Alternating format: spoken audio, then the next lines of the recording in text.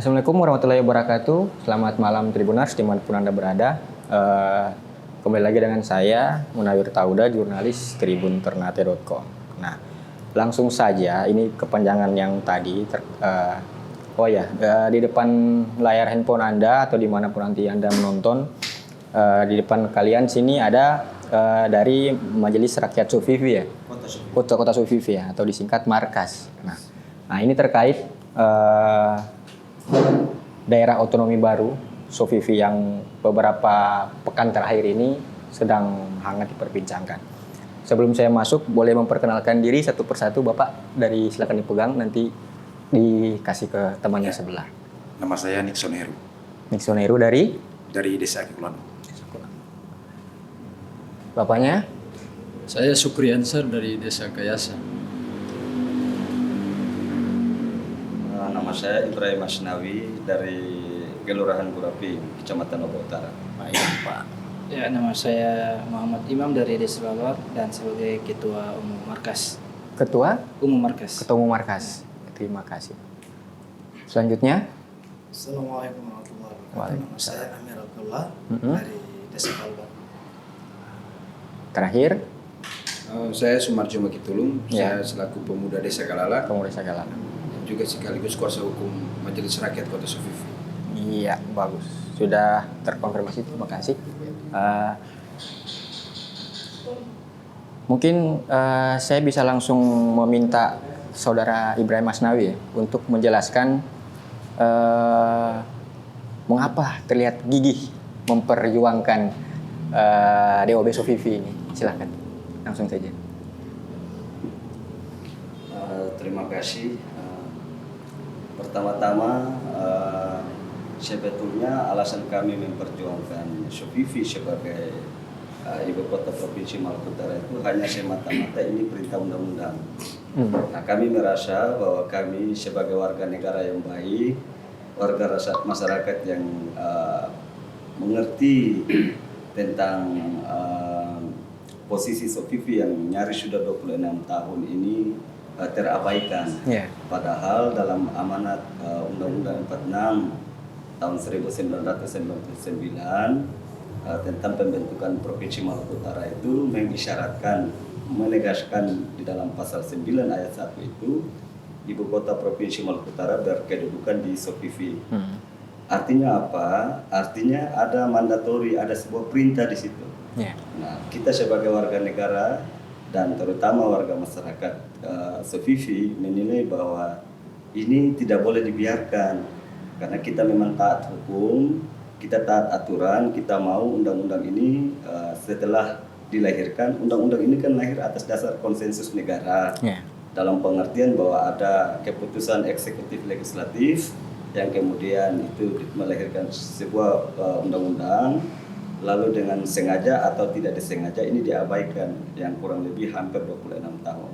Nah, keterpanggilan inilah kami coba menyuarakan bahwa ada amanat undang-undang yang tidak boleh terabaikan sebab kita tahu bahwa negara ini negara hukum. Itu yang pertama. Yang kedua, memang dalam perspektif yang lain kita menilai bahwa andaikan ini ibu kota Provinsi Maluku Utara dalam hal ini Sufifi ini bisa dijadikan sebagai daerah otonom secara yuridis, tentu ini punya konsekuensi banyak hal. Yeah. Pertama, misalkan katakanlah itu pemerataan pembangunan, akses pelayanan publik, ya.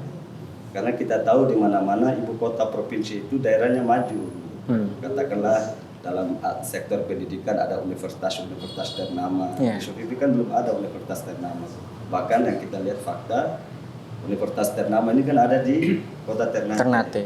Bahkan yang paling memiriskan, ada misalkan dalam sektor kesehatan, pasien-pasien gawat darurat katakanlah begitu, atau yang kelas tingkat penyakitnya agak berat, itu tidak dirujuk ke rumah sakit provinsi, malah sebaliknya dirujuk ke rumah sakit punya kabupaten kota. Katakanlah itu rumah sakit di Ternate. Memang ada rumah sakit Hasan Bosoro ini kan memang punya provinsi, tapi letaknya kan ada di kota Ternate. Maksud kami, kalau Sufifi ini benar-benar realisasikan sebagai daerah ibu kota provinsi, mestinya kehidupannya tidak seperti itu. Yeah.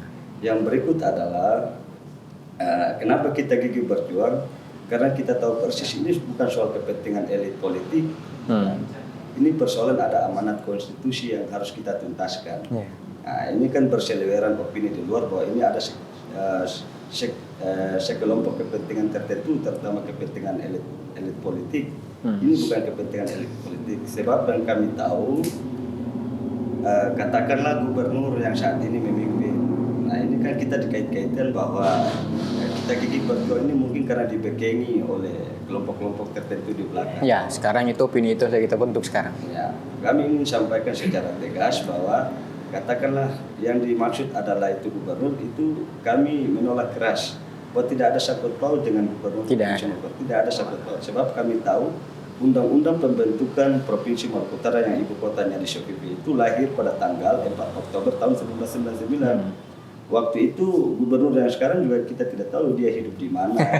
Ya. Dia entah waktu itu juga gubernur belum tahu juga daerah Sofifi itu di sebelah mana. Nah, itu yang kita ingin tepis, itu yang kita ingin coba sampaikan ke publik bahwa kepentingan kita menyuarakan ini hanya semata-mata melaksanakan amanat Undang-Undang 46. Nah yang terakhir kepentingan kita adalah karena dalam Undang-Undang 46 itu pasal 20 ayat 2 itu secara tegas selambat-lambatnya 5 tahun ibu kota provinsi Maluku Utara yang kedudukannya di Sofifi tadi sebagaimana dimaksud pada pasal 9 ayat 1 itu harus difungsikan. Itu artinya memang kita merasa bahwa ini ada semacam ketidakpatuhan negara. Kalau kita mau bilang ini ketidakpatuhan negara yang sekonyong-konyong melahirkan satu keputusan negara dalam bentuk undang-undang, lalu kemudian negara pula yang dengan secara tidak sadar atau secara sadar mengabaikan juga keputusan yang mereka buat. Kira-kira itu mungkin alasan yang bisa kami sampaikan. Wah, terima kasih panjang lebar Pak Ibrahim Asnawi menjelaskan. Apakah ada penambahan? Kira-kira cukup? Cukup. Saya beralih ke pertanyaan berikutnya. Tadi Bapak mengatakan ada plusnya Sofifi dijadikan sebagai DOB untuk ibu kota provinsi Maluku Utara seperti pendidikan, kesehatan. Nah, ada plus pasti ada minus seperti itu. Kira-kira minusnya menurut Bapak seperti apa? Siapa yang mau jawab? Pak Asnawi? Ya, terima kasih. Ya. Sekedar kami ingin sampaikan bahwa sebuah keputusan memang ada plus minusnya. Tidak sekedar itu keputusan negara, Bang. Semua keputusan termasuk keputusan di dalam hal-hal yang paling terkecil. Katakanlah itu keputusan di dalam rumah tangga. Ya, itu semua ada plus minus. Tapi ini kan kita coba mengabaikan hal-hal itu dulu sebab ini ada mandatori undang-undang begitu. Kalau memang plus minusnya itu menjadi pertimbangan, ya ngapain harus ada undang-undang itu? Kan kira-kira kita negara ini kan butuh satu kepastian hukum. Nah, Undang-Undang Pembentukan Provinsi Maluku Utara ini 4 Oktober 1999. Sekarang sudah 2025. Tinggal beberapa bulan lagi, mungkin sudah berapa tahun lagi itu ibu kota provinsi yang berkedudukan di Sofifi itu diabaikan. Nah ini soal bukan plus minusnya, kita lihat dari sisi itu. Memang kita tahu ada opini-opini di luar bahwa akan ada pengurangan luas wilayah, akan ada pengurangan jumlah penduduk sehingga berkonsekuensi atau berimplikasi pada pengurangan dana DAK dan dana DAU atau anggaran dari pusat. Memang kita tahu persis itu, tapi jangan salah bahwa ada amanat konstitusi itu yang jauh lebih tinggi. Berarti harus diimplementasikan ya? Daripada pertimbangan-pertimbangan opini itu. Bagaimana mungkin di atas negara yang berlandaskan hukum ini lalu kemudian opini publik bisa mempengaruhi putusan undang-undang? Itu sangat keliru. Nah kami berharap opini-opini itu tidak lantas membelokkan atau ada upaya-upaya pelambatan. Negara ini negara hukum dan paling prinsipnya harus melahirkan satu kepastian hukum. Kalau memang ada pertimbangan-pertimbangan itu ya konkretnya jangan dibuat undang-undang itu. Seperti itu. Atau pada waktu itu kenapa harus di Sofifi? Kita ini kan sebetulnya generasi masa sekarang yang menanggung kesalahan masa lalu sebetulnya. Saya pikir itu. Terima kasih Pak Asnawi. Apakah yang lain ada penambahan, Bapak? Cukup? Oke, saya ke next pertanyaan. Jika sudah apa yang menjadi keinginan Bapak-bapak, termasuk juga Pak Ibrahim Asnawi, Sofifi, DOB. Nah, kira-kira fokus yang nanti kalau seumpama sudah jadi dan pemerintahan sudah berjalan, fokusnya kemana nih? Ekonomi kah? Atau pelayanan publik dalam sisi kesehatan, infrastruktur, ataukah memang semuanya harus merata? Siapa yang mau siapa jawab? Nah, Ya, saya Muhammad Imam, Ketua Umum Markas. Pentingnya kita untuk DOB pertama adalah pelayanan publik masyarakat, apalagi masalah Sofifi ini yang paling utama yang kita lihat yang nyata itu seperti sampah. Nah, sampah ini kan menjadi masalah utama di Sofifi. Nah, di mana kita lihat sampah ini bertaburan. Bahkan itu masyarakat juga tidak tahu buangnya sampahnya di mana. Bahkan ada buangnya di kali, buangnya di selokan. Nah, ini juga menjadi problem utama dari sebuah kota. Yang mungkin seperti itu yang ingin saya sampaikan. berarti memang terima kasih.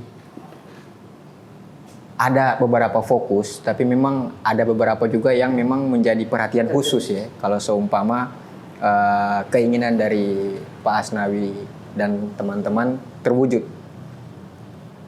Saya berikut ke pertanyaan lagi, pertanyaan keempat. Ini saya baca saja karena memang dari kantor. Apa saja masalah atau ketidakadilan yang Bapak Ibrahim Asnawi dan teman-teman soroti terkait status Sofifi saat ini sebagai ibu kota provinsi tanpa otonomi baru? Seperti apa? Otonomi penuh.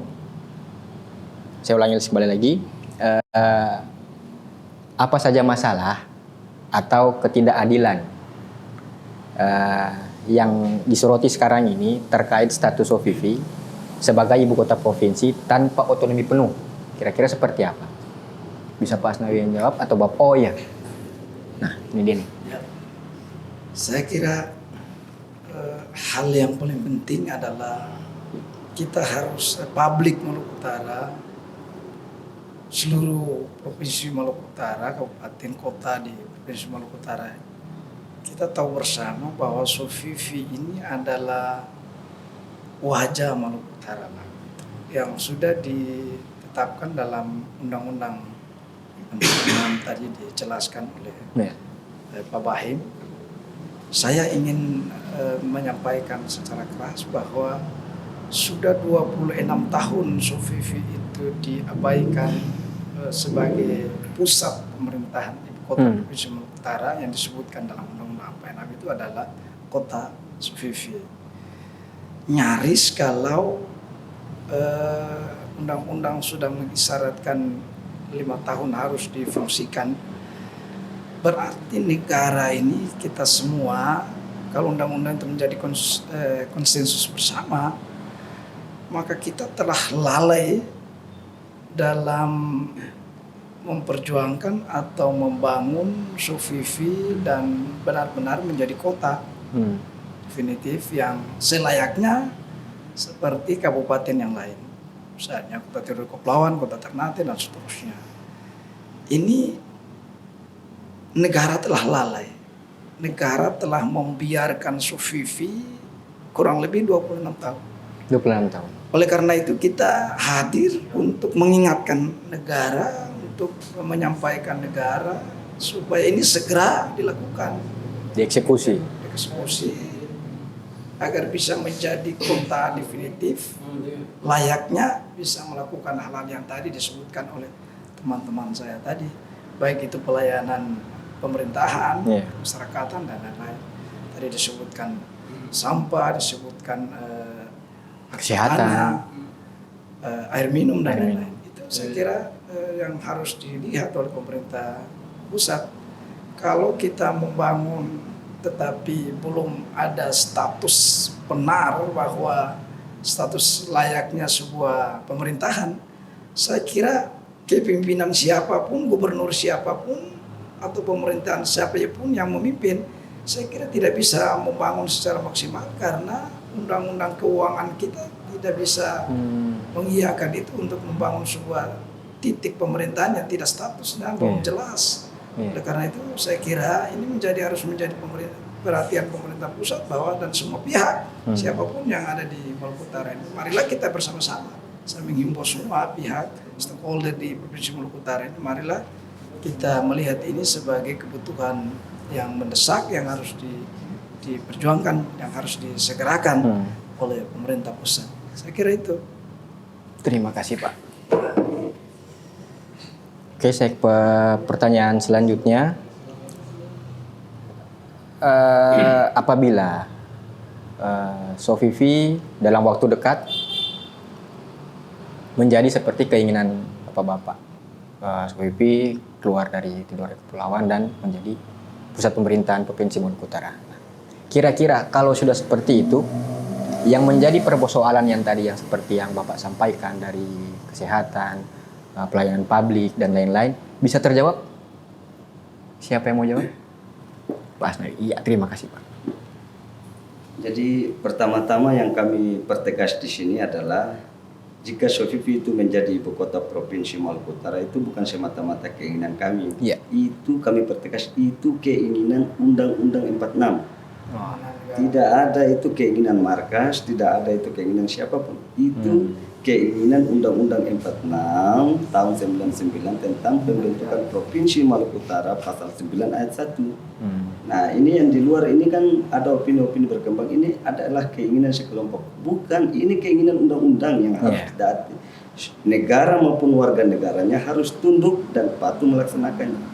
Karena Undang-Undang 46 ini itu lex spesialis dia. Nah, karena dia lex spesialis, bicara diskursus tentang kedudukan Sofifi menjadi ibu kota itu rujukannya ke Undang-Undang 46. Undang-undang tadi. Nah, jadi sekali lagi ini bukan keinginan kami, ini keinginan undang-undang yang memang kami tugasnya mendorong, menagih janji yang sudah memang janji itu dibuat negara dalam bentuk undang-undang tadi.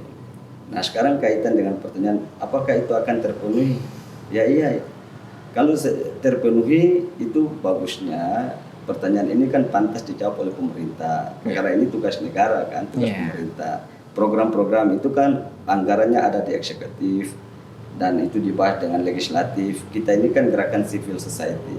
Tapi pandangan kami, kalau memang itu diberlakukan, sudah tentu itu juga punya konsekuensi, termasuk konsekuensi penganggaran. Nah, yang berikut adalah kalau ini daerah ini sebagai wajah yang tadi disebut Pak Kades tadi, ya iya. Karena konsekuensi anggaran ini daerah ibu kota provinsi memang ada bagaimana akselerasi percepatan pembangunan infrastruktur sudah pasti itu secara otomatis.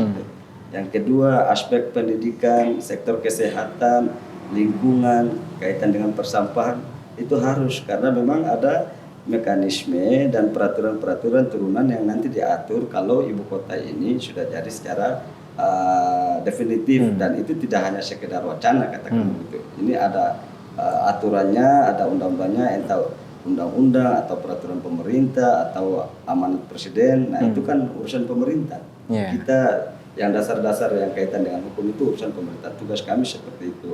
Hanya sebagai gerakan civil society yang terus menagih janji negara. Tapi soal keterpenuhan itu kami pikir sudah pasti akan terpenuhi. Sudah pasti, otomatis ya Pak? Otomatis. Tahan dulu Pak, sebelum saya menutup podcast hari ini, satu pertanyaan terakhir. Dua pertanyaan terakhir lah. Apa yang diharapkan dari pemerintah daerah dalam hal ini gubernur kita terkait dengan DOB Sofifi? Apa yang harus dilakukan gubernur? Bisa satu-satu atau nanti Pak Asnawi Ibrahim bisa mewakili? Langsung saja. Sebenarnya keinginan kami kepada Ibu Gubernur ini kan kami merasa bahwa pada gubernur sebelumnya kan kata mereka memperjuangkan juga. Cuma secara vulgar ke publik ini kan baru kelihatan yang gubernur sekarang. Kami melihat momentum ini penting untuk disambut oleh kelompok civil society dalam hal memberikan dukungan itu. Nah harapan kami berharap memang ini kan soal tarik ulur dua undang-undang sebetulnya.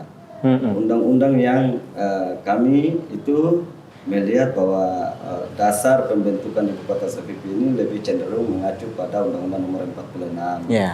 Nah, tetapi ada pemerintah atau kelompok lain, katakanlah kelompok yang bisa kita sebut ya pemerintah Kota Tidore, itu lebih cenderung berpegang pada Undang-Undang Nomor 1 tahun 2003. Nah, sebetulnya kalau dalam cermatan kami pada saat perumusan Undang-Undang Nomor 1 tahun 2003 tentang pembentukan Kabupaten Halmahera Utara, Halmahera Selatan, Kabupaten Kepulauan Sula, Kabupaten Halmahera Timur dan Kota Tidore. Dalam cermatan kami mestinya pada saat itu ada pasal yang menjelaskan tentang kota Sofifi itu. Oh iya. Tapi mungkin ada ada kejadian apa atau ada pertimbangan apa sehingga kota Sofifi tidak muncul pada Undang-Undang Nomor 1. Ini yang menjadi tarik ulur lah. Sebetulnya ini persoalan sepele sebetulnya. Iya. Karena ini persoalan produk negara yang harus diselesaikan juga negara. Iya. Nah cuma karena ini negara abai yang kurang lebih tadi sudah 26 tahun ya, gerakan civil society ini hadir untuk mengingatkan dan menagih janji negara yang sudah abai itu. Nah pada Undang-Undang Nomor 1 tadi kan disebutkan pasal 7 jelas itu bahwa Kota Tidore itu terdiri dari sebagian Kabupaten Halmahera Tengah yang terdiri atas kecamatan apa. Nah itu kan di huruf B dan C itu menyebutkan Kecamatan Oba dan Kecamatan Oba Utara. Kecamatan Oba dan Kecamatan Oba Utara ini yang menjadi cikal bakal Sofifi menjadi status kelurahan itu. Nah status kelurahan itu tidak tertuang di dalam undang-undang. Saya kemudian bertanya, apakah aturan-aturan lain yang kemudian bertentangan dengan aturan undang-undang atau katakanlah dia peraturan daerah Kota Tidore Kepulauan ataulah peraturan Menteri Dalam Negeri yang menyebutkan tentang Sofifi itu menjadi kelurahan sebagai bagian dari wilayah administrasi Kota Tidore Kepulauan. Itu apakah dia bisa membatalkan atau menunda amanat konstitusi 46 pasal 20 ayat 2 yang selambat-lambatnya 5 tahun itu? Pertanyaan sederhana kan begitu. Sebab dalam konteks kami Undang-Undang 46 itu rujukan pembentukan Sofifi menjadi ibu kota provinsi karena itu lex spesialis. Bukannya dalam istilah hukum itu kan lex spesialis prerogatif generalis, ya kan? Nah lex spesialis ini aturan yang khusus ini harus mengesampingkan aturan-aturan yang umum itu. Nah kami berharap Ibu Gubernur bisa memerintahkan katakanlah Biro Hukum untuk memiliki kajian-kajian tentang pendalaman ini. Nah kalau dengan demikian maka mereka tahu persis kalau pasal 9 ayat 1 itu ibu kota provinsi Maluku Utara berkedudukan di Sofifi dan pasal 20 ayat 2 itu masa lambat-lambatnya 5 tahun difungsikan. Ini harusnya absolutely begitu. Absolutely dalam pengertian ini gubernur harus ke pemerintah pusat dan sampaikan. Mendorong. Pemerintah pusat harus mengeksekusi.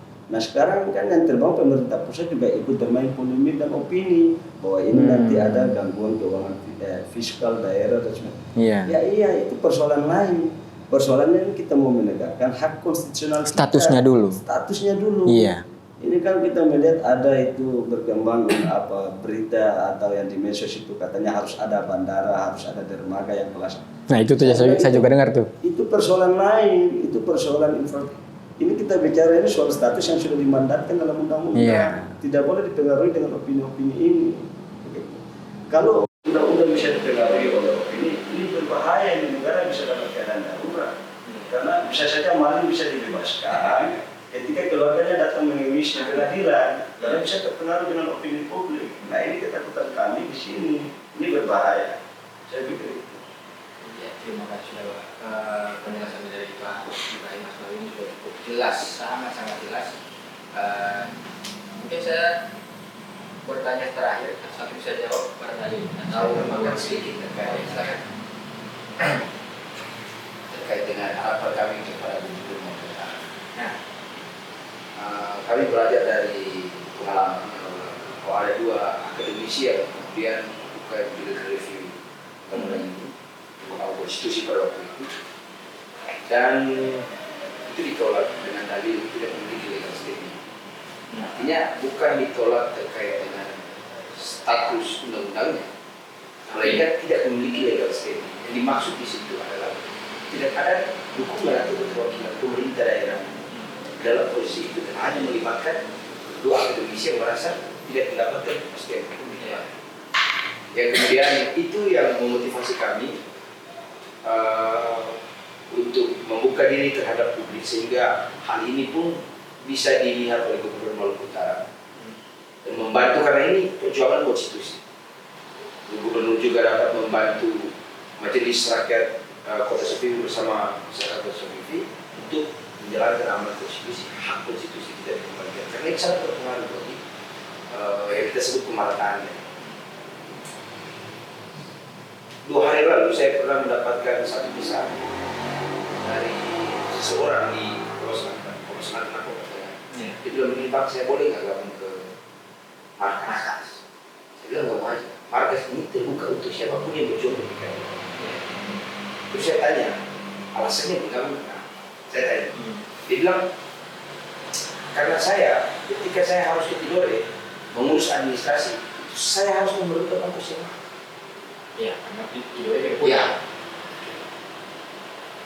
Dia mau urus SKCK seharga 30.000. Dia harus keluar kedua, kamu dari rumah setengah saya itu sekitar 500 untuk pegangan transportasi sendiri. Itu pun kalau ada speed, kalau ada speed pasti dia lewat tengah. Dan itu makan. Jadi kalau kita bicara tentang welfare state atau negara kesejahteraan, prinsip keadilan itu tidak memukul rata yang ada di Kota Tidore. Dan khususnya bagi NU sebagai sumber penghasil pajak, seterusnya sumber daya alam dan seterusnya.